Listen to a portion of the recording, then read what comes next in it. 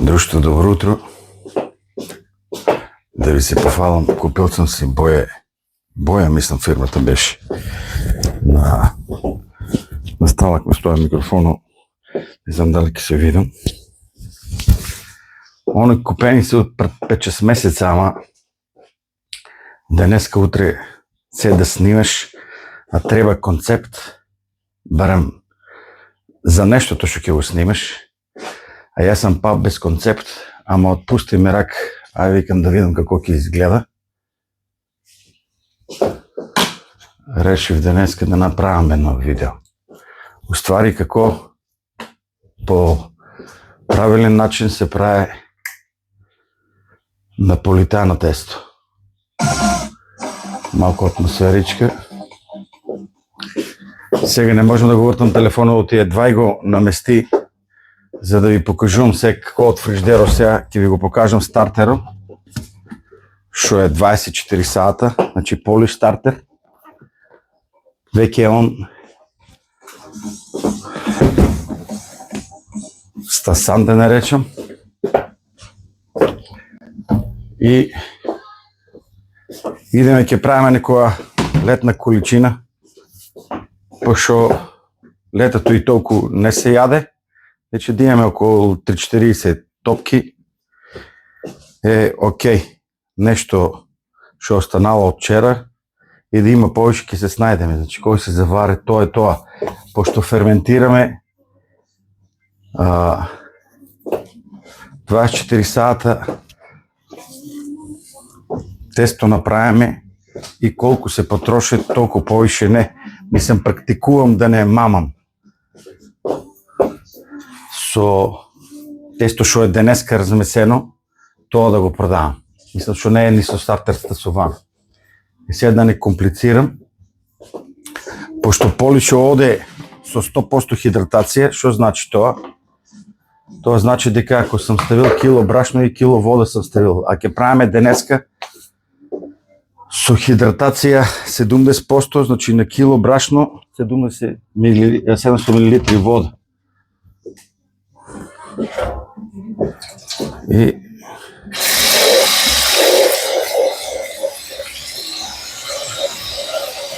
ќе ви покажем како изгледа сето тоа. Да испуштам водата малку, пошто треба да бие ладна. Е сега, пошто го правам воа на со брачен замес, пошто не е голема количина да укучуваме, кажи го да е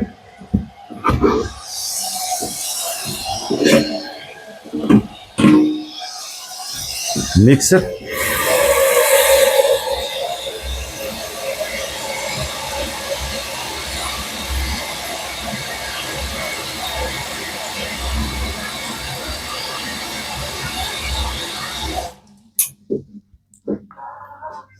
Ќе го правам врачно. И што е битно сега? Значи, ќе ставам, пошто има 1 кило више таму брашно, на тоа и 1 кило вода, на тоа ќе му додаваме, за да испадне 70% хидратација, уште 450 грама брашно. Отпосле, тука ќе додавам уште 3 кила вода. Уствари 2 кила и 103 кила брашно ќе додавам. Че сега треба да сипам точно 2,100 за да биде 70% хидратација.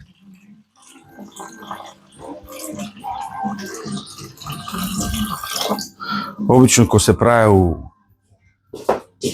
миксер, треба да се внимава на температурата.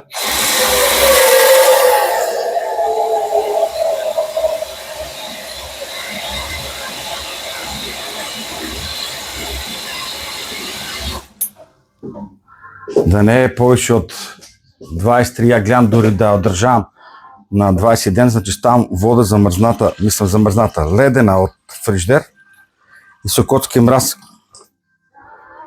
Ја се зборувајќи малку повеќе вода мора да извадам. Ја разладувам, значи додека врте миксерот ствара енергија. И Миксер ствара енергија и она може да ја каче над 23-4 степени температурата, а тогава тестото прегоре нема да биде, ќе биде можеби тесто, ама нема да биде наполитано више. Италијаните си имат некој принцип, се са тоа нормативи, да не речем закони, што треба да се придржуваш за да добиеш еден италијански квалитет. Се другото не е наполитано тесто. За мене, чим нема стартер 24 сата, сега ќе го ставам стартеро у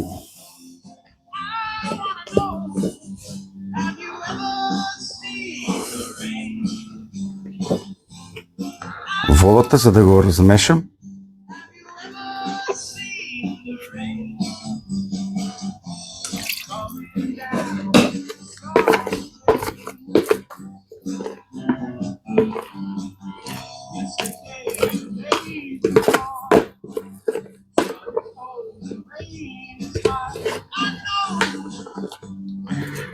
Да ви кажем,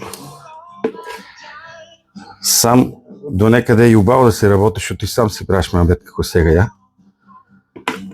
Кажеш си се што сакаш, не можам никој да те слуша.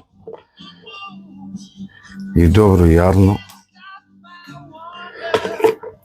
Ама убаво е било да ти помага некој да те држи сега во пластичната мека кутија.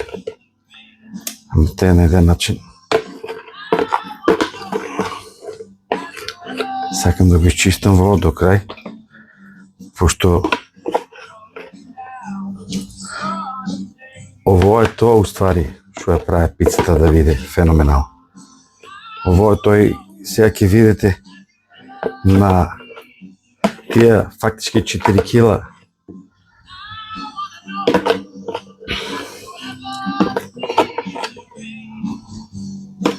брашно ќе ставам само 3-4 грама квасец, ништо друго. Значи, обично сув квасец оде 1 грам на кило, све што оде дупло од тоа. Сега може да ја тргнам, пошто ќе ставам на зиро, од нула ќе почнам после.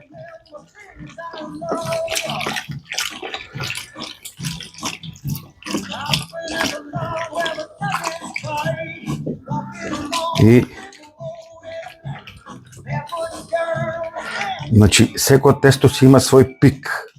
Затоа ја порано на вас, наши драги муштери, ви збореше, јавите се порано 2-3 сата или најубаво кој знае, например, сабота недела, дека сака да си ручи у сабота пастрамли или пошто и пастрамлиите на истиот начин ги правам само со различни браш. Имам тука едно бред брашно. Малку по-меки да бидат. Не е чисто со пица тесто, пица брашно, зиро.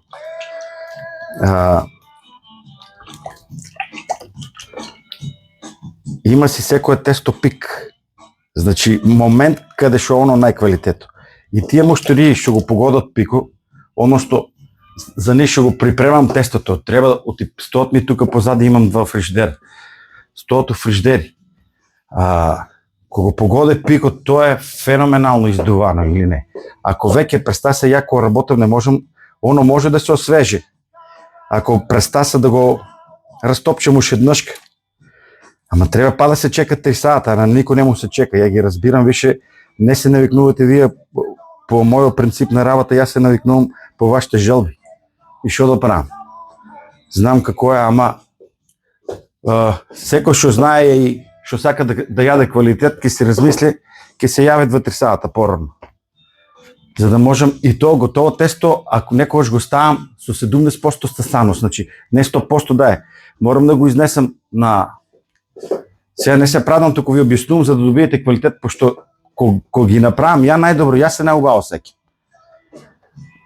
Осте вие на вас што ќе ви биде најсладко. Оти сега, оваа работа е мачна. Значи, вчера сам работил, ступчувал, денеска ќе дојдам од Сабајле, ќе го спремам, ќе го сега размесувам 2-3 пати и на крај ќе го ставам третиот пат да стаса 1 сат и оде у фриждер директно. Пошто имам веќе растопчено топки за почеток на ден.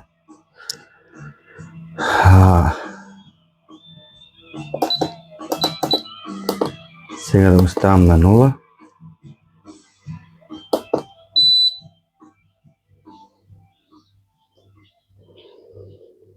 И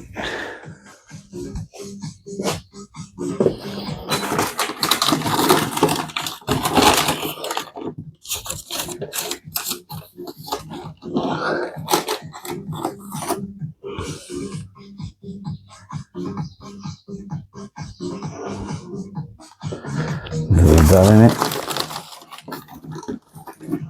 прво брашното што му е потреба на стартерот.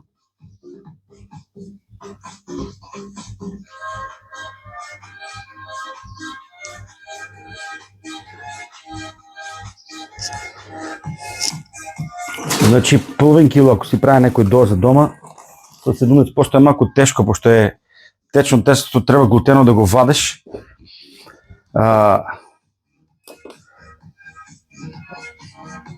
Значи, на половин кило 350 мл вода, на кило 700 и така. Има начин, проверите си процентуално, делено, например, кило, делено на 0,70 ќе ви дае колку вода да ставите.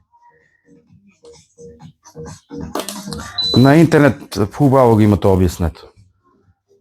На која количина колку, пошто и ја работам на округло и вие сигурно нема на 250 грама брашно да мерете 70% хидратација. Сега идеме да ги додадеме 3 кила брашно.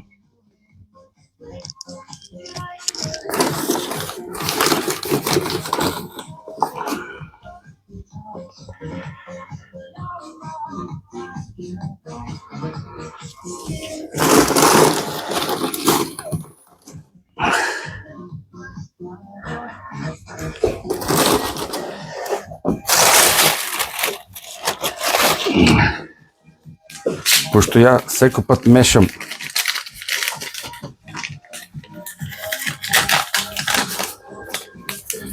две-три брашна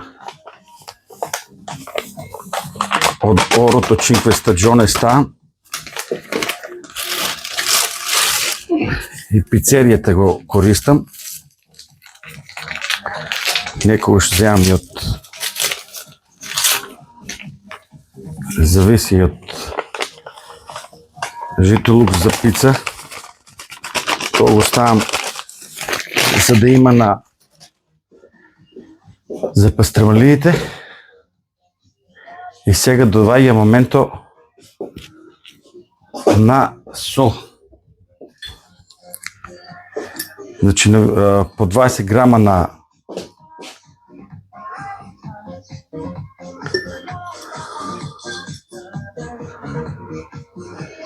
кило оди. Ја треба да ставам 80 грама.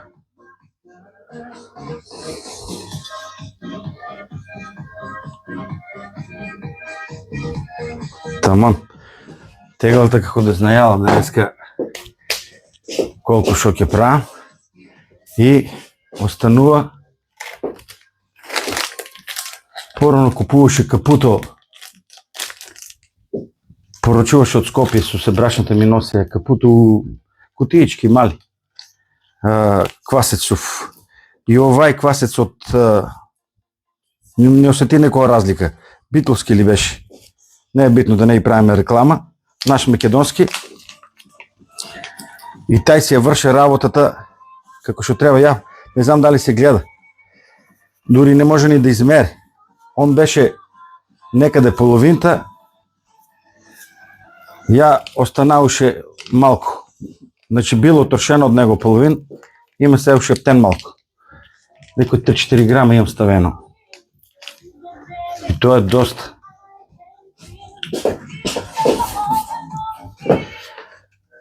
Сега сето во Иде на месене.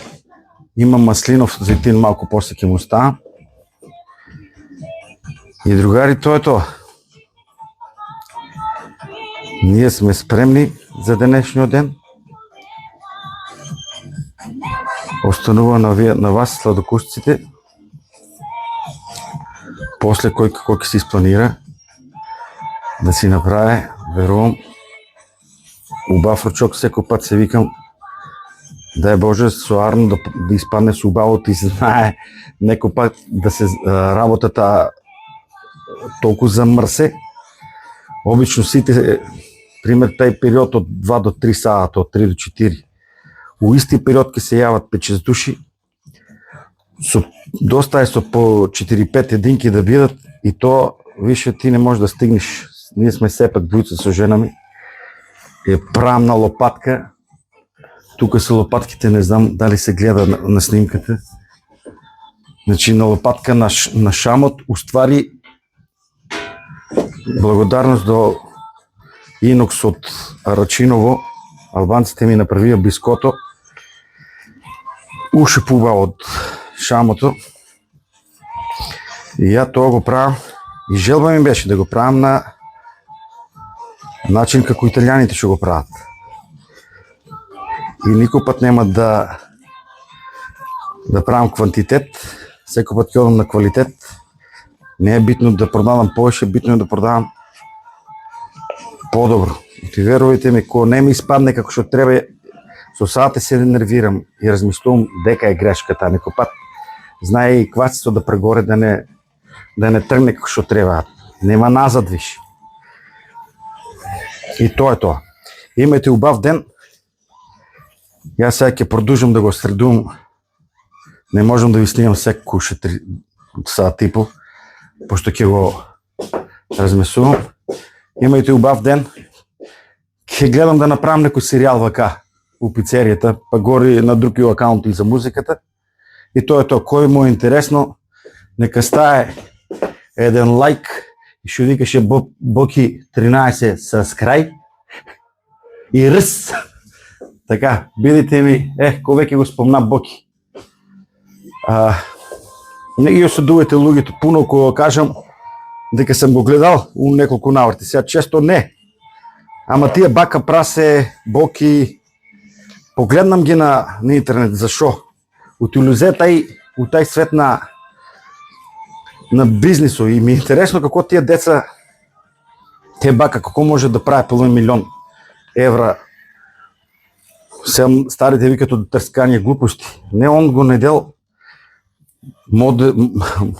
начино на какво да им ви интересен на луѓето, така и Боки сега, да не збореме за другите. Неговото определо, какво всяка да биде, то си е негова лична определ. Ама дека кога луѓе бива за шоу, бива го. Он е супер и бизнесмен и шоумен. Значи знае да направи пари, за така да не ги оседувате луѓето по амбалажата. Тук шо има унимната глава, а Бога ми унимното срце. Имайте убав ден. Се слушаме и гледаме, ако во изпаднало нещо добро, ќе направим некој концепт нареден път, за да биде по-интересно. Пък ако правим некои пици от почеток до край. Ако си надам камермано да вие моите златни дечиња да сакат, ама е тежко да ги корнува окорано. Така, убав ден, поздрав, тато ви сака сите, чао, чао.